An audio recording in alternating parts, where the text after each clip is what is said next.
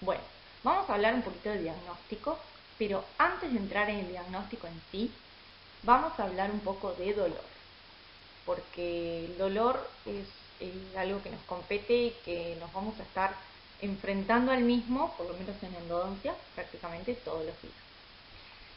Pusimos esta definición de dolor, que es de la Asociación Internacional para el Estudio del Dolor, que define el dolor como una experiencia sensorial y emocional, que es desagradable y que está asociada con lesión, que puede ser tisular real o puede ser una lesión potencial, o puede ser descrita como la ocasionada por dicha lesión. O sea que nos da también un componente muy subjetivo, ¿tá?, por parte de quien percibe el dolor.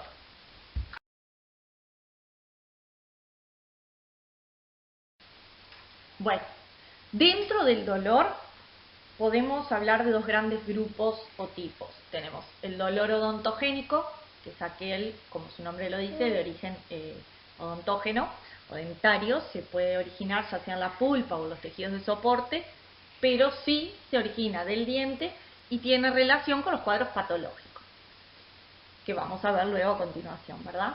Pero tenemos un grupo de dolores no odontogénicos, ¿ah?, que el paciente los percibe a nivel dentario, pero que no tienen su origen a nivel dentario. Puede ser muscular, que es un dolor referido a las piezas dentarias, pero que tiene origen en un punto gatillo en un músculo. En ese caso, puede ser que durante la palpación, en la historia clínica, desencadenemos ese dolor al palpar el punto gatillo. Puede ser sinusal. Si yo sospecho que es un problema sinusal, en general en estos casos el paciente relata un resfrío de hace mucho tiempo, varios días, que no se le va. Se puede incrementar cuando agacha la cabeza hacia adelante. Suele doler si yo palpo en la pared anterior del seno maxilar. En ese caso me oriento a un dolor sinusal.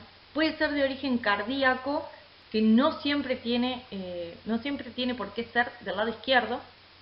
Se ha visto que puede ser un dolor cardíaco y darse del lado derecho también.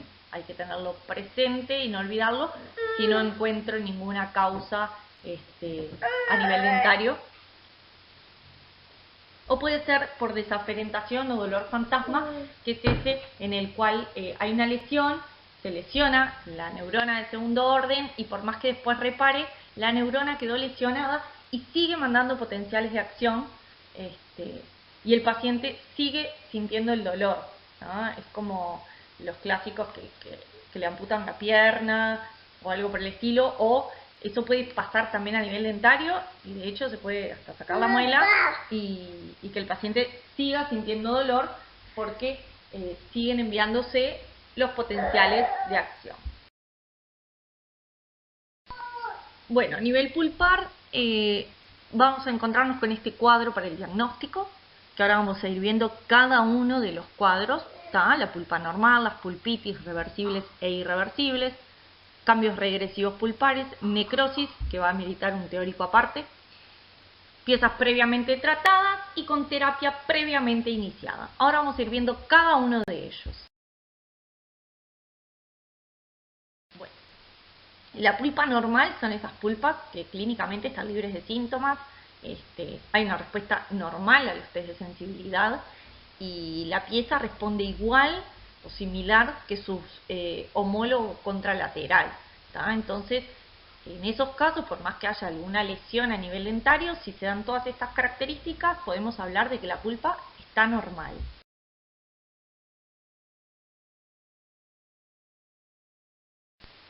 Bueno, después tenemos los cuadros de pulpitis reversibles. En estos cuadros hay un indicio de que todavía hay posibilidades de que la inflamación sea resuelta. Vamos a encontrarnos con una lesión cariosa de tamaño variable, no tiene por qué ser muy chiquita, puede ser grande. El dolor que vamos a encontrar en estos casos es provocado al frío, siempre el que lo desencadena es el frío, y va a ser de corta duración y en general cuando retiro el estímulo deja de haber sensibilidad dolorosa, o puede también que no haya síntomas, que haya una cavidad cariosa, una lesión sin sintomatología alguna. ¿tá? En cuanto a los test de sensibilidad, puede ser que responda positivamente a la exploración y a los test de sensibilidad, como que responda solamente al test de fresado. ¿Tá? Puede no responder al frío, ni a otros que vamos a ver, pero sí al fresado. Y a nivel radiográfico lo que vamos a encontrar es una lesión cariosa, no vamos a constatar comunicación bucocameral y se va a observar a nivel perirradicular normalidad de los tejidos. ¿Tá?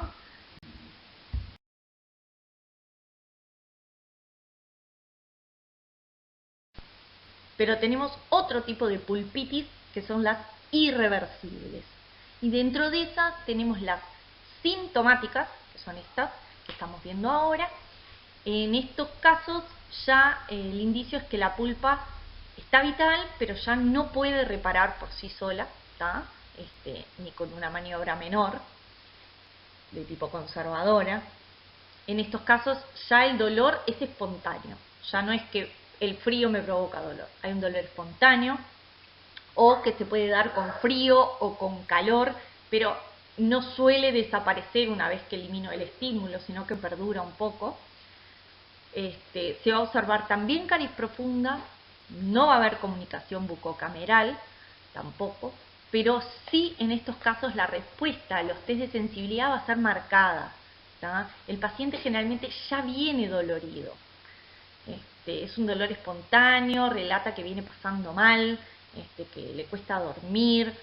Eso ya nos habla de un cuadro que no puede resolverse solo y que va a requerir de nuestra acción.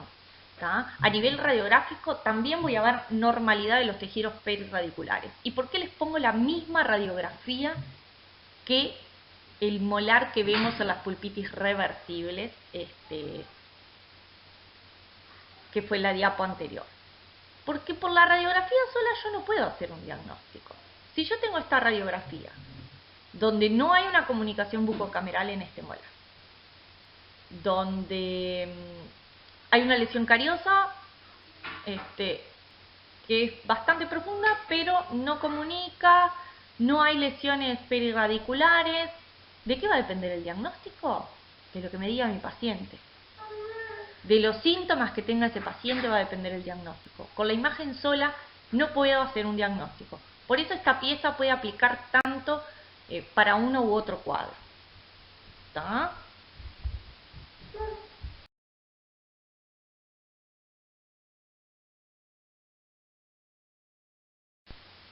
Tenemos también las pulpitis irreversibles que son asintomáticas. ¿Ah? El paciente no presenta síntomas, sí se constata a nivel clínico y radiográfico la comunicación bucocameral. En general, la respuesta a los test térmicos es negativa, pero ojo, porque puede dar positivo, porque recordemos que la fibra nerviosa es lo último en claudicar. Entonces, puede ser que no haya vitalidad pulpar y esa pieza requiera de la extirpación pulpar, pero puede aún dar positivo alguno de los test. Estos son cuadros que a veces confunden, hay que tener presente que no todo es blanco-negro, y si bien tratamos de separar y encasillar para tener una facilidad de diagnóstico y de tratamiento, no siempre es todo tan lineal, ¿verdad? Hay que eso siempre tenerlo presente y valernos de todo, de la clínica y de las imágenes, ¿no? En cuanto a lo que son las imágenes, vamos a ver una lesión, comunicación bucocameral, que a veces en las placas no es tan evidente en las radiografías, pero sí a nivel perirradicular acá aparece un cambio y puede ser que haya normalidad o que aparezca una imagen radiolúcida de tamaño variable.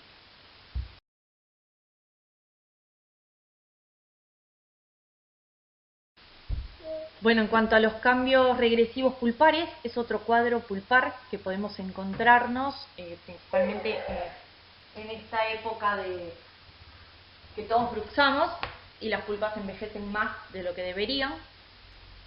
Nos vamos a encontrar con piezas íntegras o que presentan lesiones cariosas, puede haber bruxofacetas, puede haber cambios de coloración. Lo fundamental es que el paciente no relata ningún tipo de molestia. En general, a los test de sensibilidad pulpar responden de manera negativa o con mayor dificultad que los contralaterales. Y a nivel radiográfico vamos a encontrarnos con una pieza íntegra o con una lesión sin comunicación bucocameral. Va a haber normalidad de los tejidos perirradiculares y se puede llegar a observar la cámara pulpar o los conductos, pero en general están atrésicos o disminuidos mucho en su tamaño. Eso es importante a la hora también de planificar si requiere hacer endodoncia, cómo vamos a hacerla y qué riesgos tenemos, ¿verdad?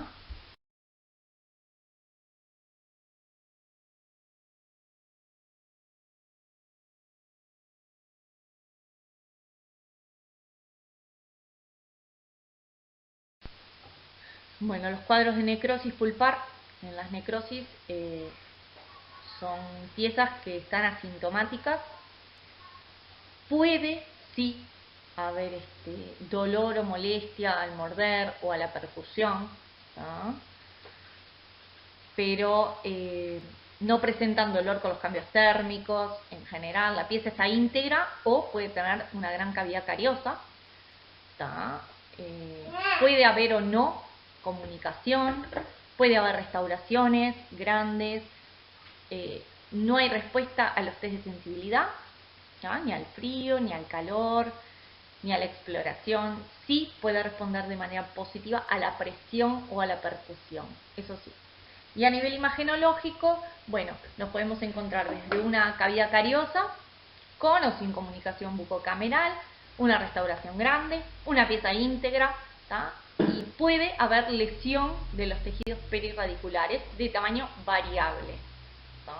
Es importante esto, y a diferencia, y acá es cuando podemos hacer el diagnóstico diferencial si la pieza está íntegra con un cuadro regresivo, es que no responden tampoco al test de fresado. Eso es fundamental para poder diferenciar, porque a veces esos cuadros regresivos que veíamos que tampoco responden mucho a nada, nos pueden confundir. Bueno, esto es determinante. La necrosis no responde al test de fresado.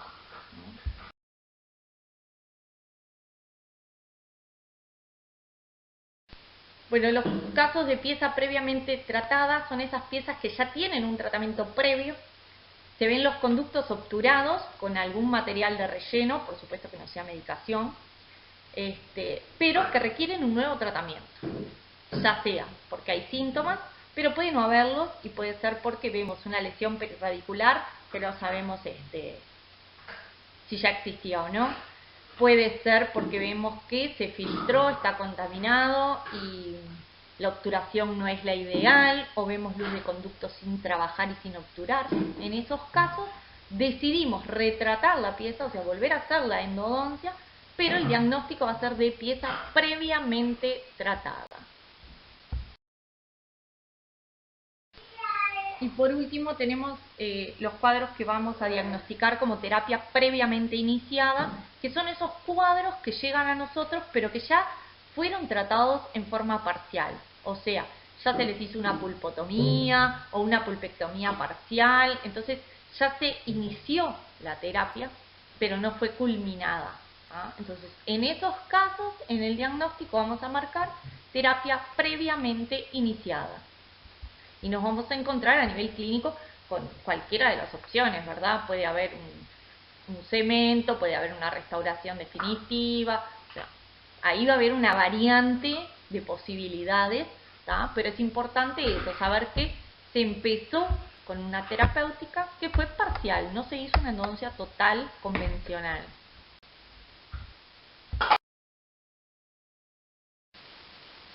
Desde el punto de vista periodontal, nos manejamos con esta clasificación a nivel de la cátedra que habla de 5 posibles diagnósticos: periodontitis apical sintomática, periodontitis apical asintomática, absceso apical agudo, absceso apical crónico y osteitis condensante. Ahora vamos a ir hablando sobre cada una de ellas.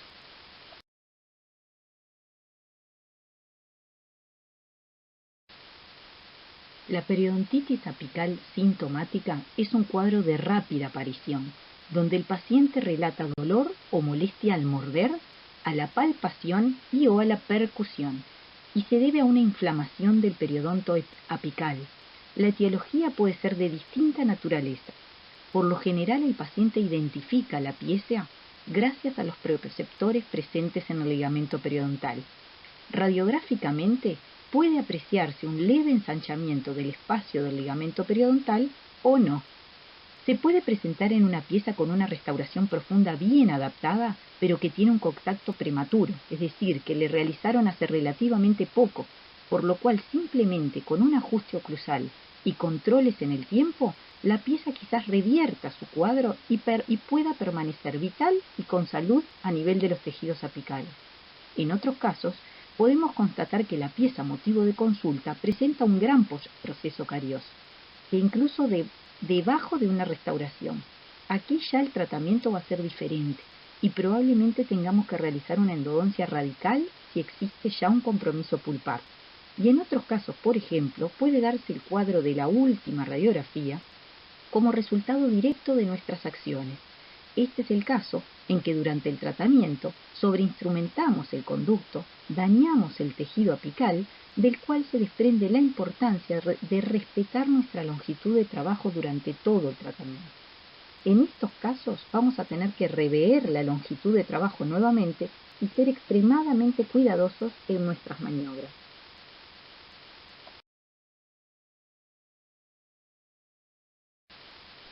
La periodontitis apical asintomática es un cuadro donde se produce inflamación y destrucción del periodonto apical y es de origen pulpar. Se produce cuando ya existe un compromiso pulpar de la pieza que lo determina.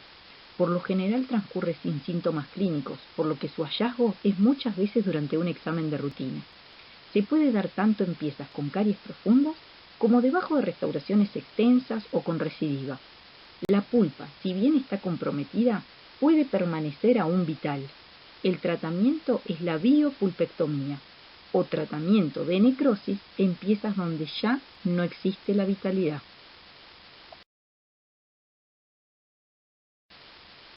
El absceso apical agudo se produce cuando hay una reacción inflamatoria a la infección debido a la necrosis pulpar. Es de rápida aparición y los síntomas son un dolor intenso, ya sea a la presión o espontáneo, el diente móvil, extruido, aumento de volumen de los tejidos vecinos cuando hay formación de pus. Se asocia siempre a la necrosis pulpar, donde la respuesta exudativa implica la formación de pus, lo cual resulta sumamente doloroso al paciente, especialmente en las etapas iniciales del proceso. Es decir, el paciente siente mucho dolor.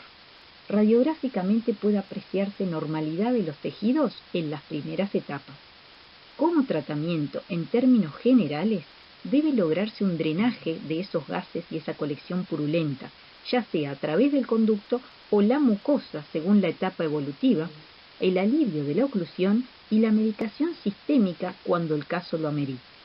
Lo que sucede es que si el paciente no consulta o no accede al tratamiento correcto, esa colección purulenta continúa formándose y no solo va a quedar a nivel del periodonto apical, sino que va a extenderse a través de la esponjosa y va a acumularse bajo el periosto, formándose un absceso subperióstico.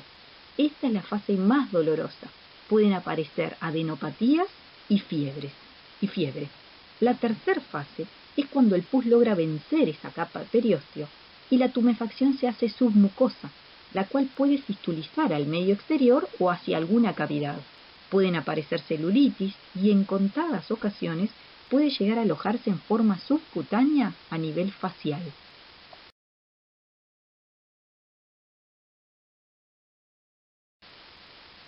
El absceso apical crónico es cuando estos son aquellos casos cuando el proceso evolucionó hasta esa etapa submucosa y fistulizó, o puede haberse establecido en forma gradual debido a un equilibrio que se da entre las defensas del huésped y los microorganismos y sus toxinas, cuando la virulencia o resistencia de esos microorganismos no es tan elevada y las defensas del huésped son altas.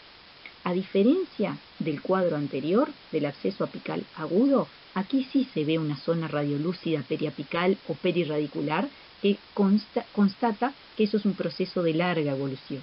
más allá de que luego del examen clínico y radiográfico podamos llegar a un diagnóstico presuntivo sobre qué tipo de lesión es, el diagnóstico definitivo de esa lesión solo se podría hacer mediante un estudio histopatológico, ya que se puede tratar de un granuloma, de un absceso crónico o de un quiste. Pero lo que les tiene que quedar claro es que el tratamiento siempre es la endodoncia radical.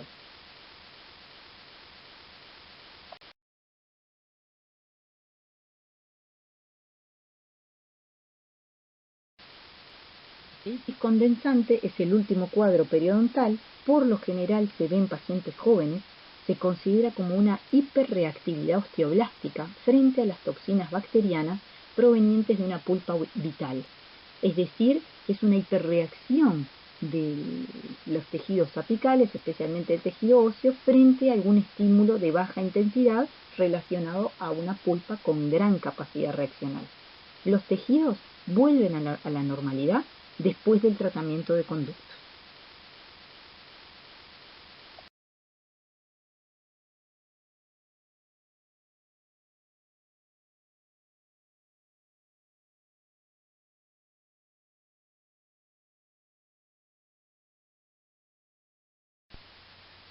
Bueno, y tenemos otros cuadros que no están dentro de esa clasificación, pero que aún así merecen como una atención especial porque son muy difíciles de diagnosticar y nos pueden dar lugar a confusiones.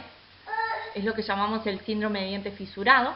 En estos casos, el paciente puede tener antecedentes de desgaste oclusal, suele haber un dolor a la masticación, puede haber sensibilidad con los cambios térmicos, el dolor no es siempre el mismo. En general la percusión es positiva, pero pueden aparecer fístulas, puede verse una fisura nítidamente como no, podemos encontrar una restauración desadaptada, o puede aparecer una necrosis en piezas que no deberían presentarlas porque no vemos caries ni restauración. Y a nivel imagenológico se puede ver una pérdida ósea en forma de J, y eso es bastante característico. Lo importante, o lo más importante en todos estos casos de dientes fisurados es el diagnóstico precoz, que es lo que va a dar un mejor pronóstico a largo plazo.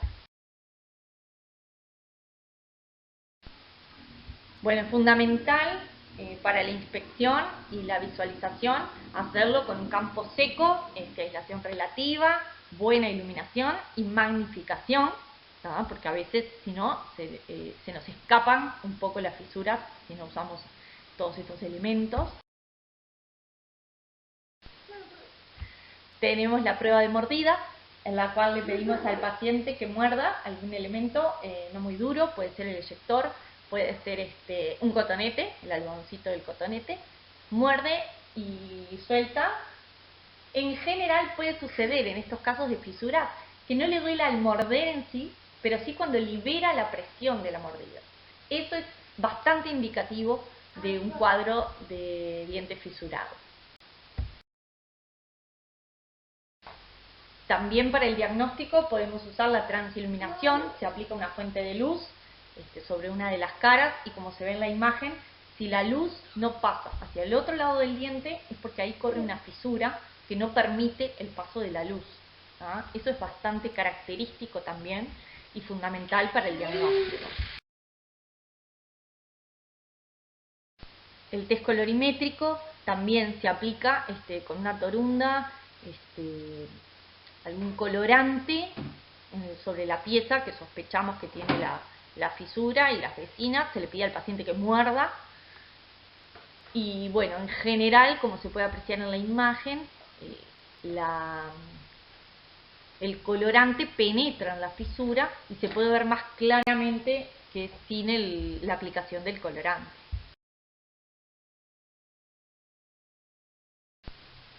Bueno, el sondaje periodontal en general suelen dar un defecto estrecho en un punto, o sea, no es una bolsa, porque no abarca tampoco tanto, es bien estrecho, es en un punto y se nos va el periodontímetro, ¿tá?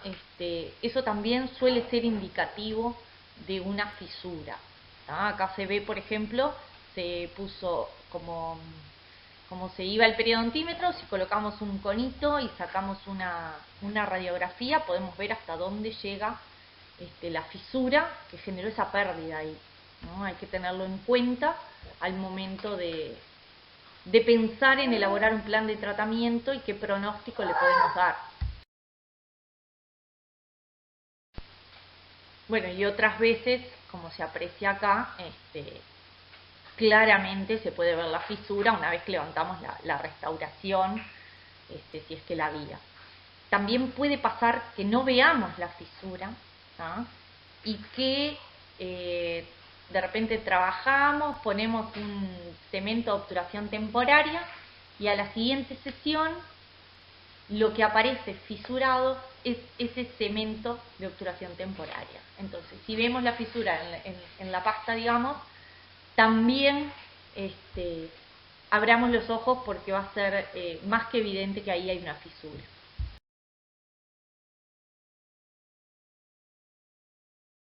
¿Qué hay que tener presente en estos tratamientos o qué consideraciones tengo que tomar? Bueno, siempre uso de lupa, ¿tá? Magnificación y buena eliminación. Las paredes deben ser reforzadas o cementadas con una banda para que no se abra la fisura. Y la rehabilitación tiene que ser con efecto de suncho, como que abrace la pieza para evitar que la fisura se propague hacia apical y se termine fracturando. Como para ir concluyendo, bueno, el diagnóstico es fundamental para determinar el plan de tratamiento que se adecue mejor para cada caso. Debemos tener en cuenta todos los elementos que tenemos para diagnosticar los diferentes cuadros clínicos y siempre actuar y pensar de forma integral. Trabajamos de manera interdisciplinaria para dar lo mejor a nuestros pacientes. Lo van a ver cuando estemos en la clínica, que tenemos la posibilidad de consultar con los docentes de otras áreas, a veces antes de tomar una decisión, para darle el mejor resultado a nuestros pacientes. En la próxima diapo aparece la bibliografía que pueden consultar y bueno, cualquier cosa estamos a las órdenes para dudas y respuestas.